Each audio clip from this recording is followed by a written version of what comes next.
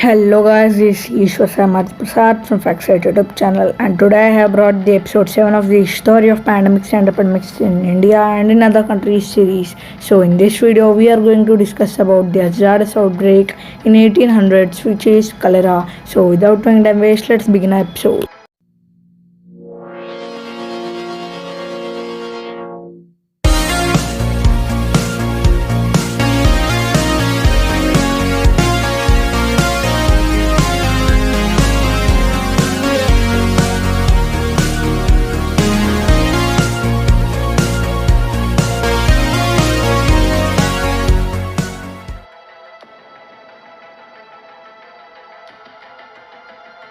Introduction. Cholera is bacterial disease caused by Bacterium Vibrio cholera. This type of bacteria is usually present in the contaminated foods and in the places where there is lack of sanitation facilities. This disease was first discovered in USA during the 1800s. Cholera disease has been causing severe issues to the people from over 100 years.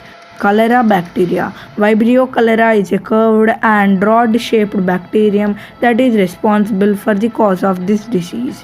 It is basically present in the free living cells of living organisms and also found in coastal water areas, being one of the major contaminants in the sewage. The contamination of the drinking water and owing to the human wasteful activities also leads to this disease. This disease lives in the small intestine of the human body, which releases an exotoxin, thus causes a flow of water and certain electrolytes such as sodium bicarbonate, chloride and etc. into the small intestine. Causes of cholera. It is caused due to the factors like contaminated water supply. It arises from the consumption of contaminated foods and drinks which are sold by the street side vendors, the vegetables that have been grown with the use of water with having human waste, the seafoods, those are caught in the seawater bodies which are polluted with the sewage, also caused by the consumption of foods that affect the digestive system. Symptoms of cholera. Some of the symptoms of cholera are listed below: feeling of nausea, vomiting sensation, a kind of bloating in the belly, the development of cramps in the muscles, develops weight loss, formation of blood or mucus or sometimes undigested material in the stool, severe fever, a rapid increase in the heartbeat, the elasticity of skin is lost, dryness in the mouth, nose and eyelids, blood pressure becomes low, frequent thirst and etc. Treatment of cholera. The treatment for cholera includes intake of large volume of sugar, salt and water mixture to prevent dehydration. In severe cases, there might be a requirement of intravenous fluid replacement. Certain antibiotics and antidiarrheal medicines are prescribed by the doctors only in very rare conditions. The disease called cholera could be prevented by drinking water which is boiled, avoid consumption of raw foods, avoid dairy products as much as possible, wash fruits and vegetables before you eat, drink plenty of water, and it is recommended to drink 5 to 8 glasses of water per day. What is GTFCC? A new global roadmap to eradicate cholera has been developed by Global Task Force on Cholera Control, which is called as GTFCC, with the goal of reducing cholera deaths by 90% and eliminating the disease in at least 20 countries by 2030. The GTFCC is renewed approach to tackle the epidemic. The roadmap comprises 3 strategic initiatives such as: number 1, focus on containing cholera outbreaks; number 2, quick detection through surveillance and enhanced laboratory capabilities; number 3, immediate and effective response system. In addition, multi-sectoral intervention will focus on hot spots to implement control measures such as water, sanitation and hygiene, and oral cholera vaccines. The GTFCC will also facilitate efficient coordination between countries to provide necessary technical support and resource mobilization. The WHO revitalized the Global Task Force for Cholera Control (GTFCC) to strengthen WHO's work in eradicating the cholera. GTFCC has collaboration and coordination among relevant WHO departments and other relevant stakeholders. And the purpose to GTFCC is to support increased implementation of evidence-based strategies to control the cholera. The GTFCC shall not be responsible for developing any control norms or standards for cholera. What are challenges in eradicating the cholera? Scarcity of resources. Commonly available interventions which can prevent and control cholera have largely been ineffective, driven mainly by scarcity of basic resources. With rapid population growth, urbanization, climate change, and growing scarcity of resources, the risk of cholera is expected to continue increasing. Socio-economic challenges. Geographical patterns of cholera outbreak have shown that economically weaker countries are disproportionately affected. More than 2 billion people in vulnerable countries still access drinking water from contaminated resources, and over 2.4 billion people lack access to basic sanitation facilities. Vulnerable countries still struggle to meet their basic wash targets, with over 80% of them reporting insufficient availability of financial resources. Areas affected by adverse events and calamities, conflicts, war, and famines are at significantly higher risk. With an estimated $2 billion in global healthcare costs and lost productivity every year, cholera carries a significant economic burden. John Snow and 1854's cholera outbreak. John Snow was an English physician and a leader in the development of anesthesia and medical hygiene. He is considered to be the father of modern epidemiology. His work in tracing the source of a cholera outbreak in Soho, London in 1854 is considered to be one of the most important developments in the epidemiology. He spent several decades studying cholera in a systematic way. Snow's findings inspired fundamental changes in water and waste systems of London, which led to similar changes in other cities and significant improvement in general public health around the world.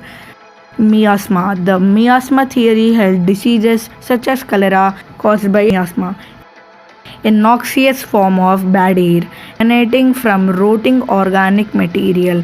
Theory was eventually given up by scientists and physicians after 1880, replaced by the germ theory of disease. Specific germs, not miasma, caused specific diseases. London in 1800s. Sanitary conditions in London in 1800s were very poor. Most of the people didn't have running water or modern toilets in their homes. They used town wells and communal pumps to get water they used for drinking, cooking, and washing. Septic systems were primitive and most of the homes and businesses dumped the untreated sewage and animal waste directly in the Thames River or into open pits called cesspools. Some of the London water came from shallow levels within the city and was delivered by bucketful. More prosperous areas had piped water provided by private water companies from the Thames River itself. The invention of flush toilet or water closet at the end of 18th century made things more worse. Well-off households that could afford a proper water supply could now dispense with a smelly cesspool and simply flush all their waste away after it comes into the Thames River. The water companies. Water companies often bottled water from the Thames and delivered it to the pubs and other businesses. Later they started piping this water to homes. Cholera comes knocking. The first cholera epidemic in London struck in 1831. Snow was still an apprentice. Another large epidemic occurred in 1848 and lasted through 1849, leading to 14,000 deaths. Snow had long believed that water source was cause of the cholera. Showed that Southwark and Vauxhall Waterworks Company was taking water from the sewage polluted sections of Thames River and delivered the water to homes, leading to an increased incidence of cholera. In August 1849, Snow published a paper entitled On Mode of Communication of Cholera, in which he represented his theory that the disease was acquired by ingestion of contaminated water, but his theory did not get much traction with the medical establishment. The outbreak of 1854. In late August of 1854, cholera broke out into Soho area of London. A hand pump was located right on Broad Street and Snow was immediately suspicious. Water samples looked fine, but Snow persisted and began to collect detailed information on where the victims had get their drinking water. He went to homes and learned from the relatives that the vast majority of the people had obtained their water from the Broad Saint pump. pump. The exceptions workhouse and Beveri. There was one significant anomaly. None of the workers in nearby Broad Street Beveri contracted cholera. As they were given a daily allowance to beer, they did not consume water from the nearby well. Snow also noted that there was an extremely low incidence of cholera at a nearby workhouse. They had their own water supply. Other exceptions. 3 deceased were children who went to school near the pump in Broad Street. Few workers who walked to their jobs and used to pump on the way. A mother and daughter living 3 kilometers away but had fetched water from Broad Street pump a few days back. Snow was able to track down 197 victims, the vast majority of whom lived within walking distance of the pump. Snow presented his evidence that the pump was the source of the outbreak. He argued that the pump handle should be removed in the order to prevent further contamination. The authorities were not convinced but agreed to remove the pump handle as a precaution. The epidemic quickly subsided. The index patient. Some months later, an associate of Snow stumbled upon the records of an infant who had died of diarrhea at the very beginning of the outbreak. The timing of her death indicated that she had been the first case of cholera. Upon questioning, the mother said that she had emptied a pail of infant's diarrhea into a cesspool in front of their house, immediately adjacent to the water pump. John Snow's contribution. He proposed new hypothesis for how cholera was transmitted. He tested his hypothesis systematically by making comparisons between groups of people. He provided evidence for an association between drinking from the Port Saint well and getting cholera. He argued for intervention with the prevented additional cases for the removal of the pump handle. If one knows the incubation period of the disease, the shape of an epidemic curve can provide clues regarding the source of the epidemic.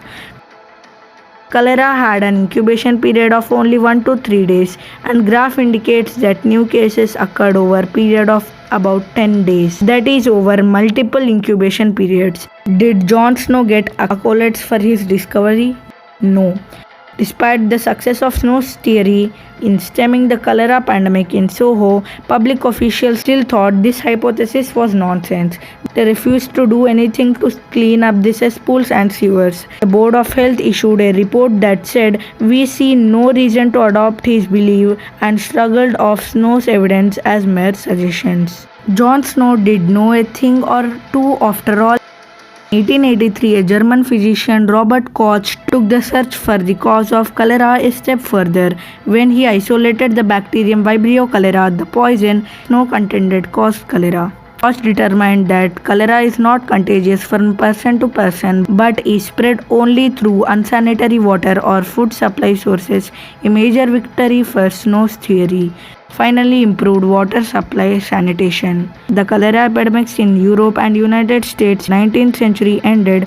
After that, the cities finally improved the water supply sanitation. Guys, please subscribe to FactSite YouTube channel and like this video and share this informative video to everybody and comment how was the video. Next video is going to be about the border disputes of the India. So stay safe, stay home, Jai Hind.